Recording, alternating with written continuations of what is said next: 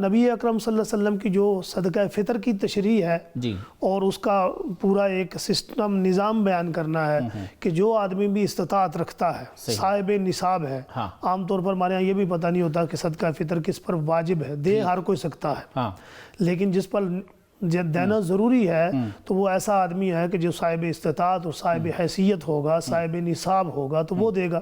صحیح۔ اب رسول اکرم صلی اللہ علیہ وسلم کا صدقہ فطر کا نصاب متعین کرنا وہ بھی خود اس کی تفسیر کے طور پر سمجھ آتا ہے کہ آپ نے فرمایا، ایک چھوٹا سا اشکال ہے اور ٹائم ہمارے پاس کم ہے، ذرا یہ ارشاد فرمائیے کہ اس کو بعض لوگ کہتے ہیں کہ یہ آیت منسوخ ہے، وہ فلیصم والی سے کہ پاس آپ روزے ہی رکھو۔ دل نواز صاحب یہ ارشاد فرمائیے کہ قرآن میں ہے وَعَلَى الَّذِينَ يُطِيقُونَهُ فِدْيَةٌ طَعَامُ مِسْكِين، تو اس کے لوگ مختلف معنی بتاتے ہیں، تو اس کی تو ذرا وضاحت فرمائیے کہ یہ کن لوگوں پہ لاگو ہے؟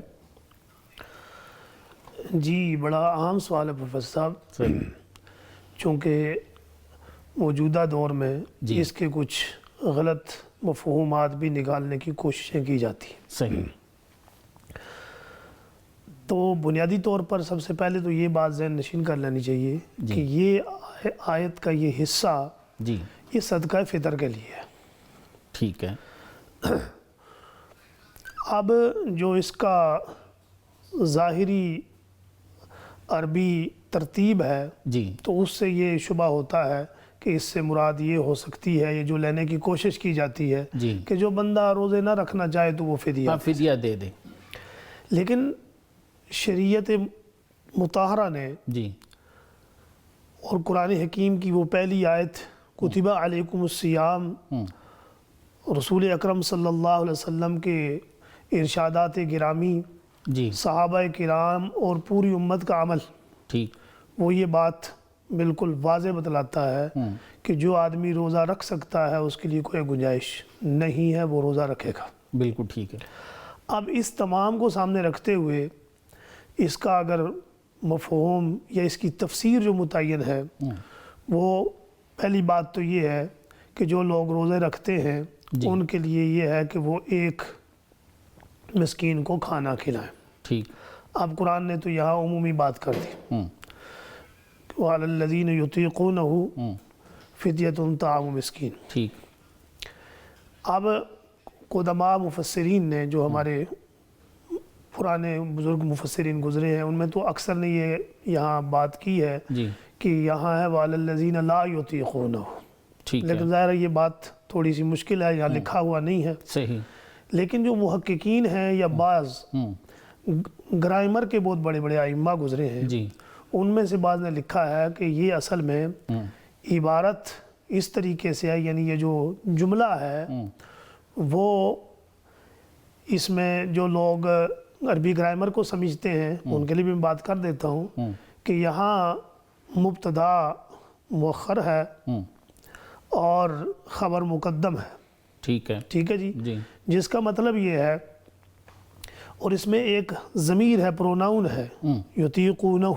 ٹھیک ہے۔ اب انہوں نے لکھا کہ یہ ضمیر یہ طعام کی طرف لوٹ رہی ہے نہ کہ صوم کی طرف لوٹ رہی ہے۔ ٹھیک ہے۔ تو بہرحال یہ ٹیکنیکل انداز سے میں نے عرض کر دیا، جو لوگ ٹیکنیکل بات سمجھتے ہیں ان کے لیے سمجھ ان کو آ جائے گی۔ تو اس کا مطلب یہ ہے کہ جو لوگ استطاعت رکھتے ہیں تو وہ رمضان میں ایک مسکین کا کھانا کھلائیں۔ اس پہ ایک حضرت عبداللہ بن عباس کی روایت بھی ایک ہے کہ شروع میں ہم اس طرح کرتے رہے ہیں کہ ایک مسکین کو کھانا کھلا دیتے تھے حالانکہ ہم روزے رکھ سکتے تھے۔ سر وہ شروع میں ہو سکتا ہے لیکن اس میں پھر ناسخ منسوخ یہ چیزیں بھی ماننی پڑتی ہیں، بالکل بالکل، لیکن ظاہر تو اب اس پر نبی اکرم صلی اللہ علیہ وسلم کی جو صدقہ فطر کی تشریح ہے جی اور اس کا پورا ایک سسٹم نظام بیان کرنا ہے کہ جو آدمی بھی استطاعت رکھتا ہے، صاحب نصاب ہے، عام طور پر ہمارے یہاں یہ بھی پتہ نہیں ہوتا کہ صدقہ فطر کس پر واجب ہے، دے ہر کوئی سکتا ہے، لیکن جس پر دینا ضروری ہے تو وہ ایسا آدمی ہے کہ جو صاحب استطاعت اور صاحب حیثیت ہوگا، صاحب نصاب ہوگا تو وہ دے گا۔ صحیح۔ اب رسول اکرم صلی اللہ علیہ وسلم کا صدقہ فطر کا نصاب متعین کرنا وہ بھی خود اس کی تفسیر کے طور پر سمجھ آتا ہے کہ آپ نے فرمایا، ایک چھوٹا سا اشکال ہے اور ٹائم ہمارے پاس کم ہے، ذرا یہ ارشاد فرمائیے کہ اس کو بعض لوگ کہتے ہیں کہ یہ آیت منسوخ ہے، وہ فلیصم والی سے کہ پاس آپ روزے ہی رکھو۔ تو اگر یہ منسوخ ہے اور اب ہر بندے نے روزہ ہی رکھنا ہے تو جو ہمارے بوڑھے لوگ ہیں بستر مرگ پہ ہیں بڑھاپے کی اس ظاہر حالت میں ہیں کہ روزہ نہیں رکھ سکتے، تو ان کے لیے پھر کیا شرع شریعت کا حکم ہے؟ جی اگر دیکھیں پہلی بات تو یہ ہے کہ منسوخ کسی بھی آیت کو اس وقت مانا جاتا ہے کہ جب اس سے حکم نکالنے کا کوئی ہمارے پاس ذریعہ نہ ہو. منسوخ ایک آخری آپشن ہوتا ہے. صحیح. اس لیے مفسرین نے اور بالخصوص جو متاخرین آخری دور کے مفسرین نے کوشش یہ کی ہے کہ ہر آیت کا کوئی نہ کوئی مفہوم متعین کیا جائے، نسخ سے بچایا جائے اس کو. صحیح.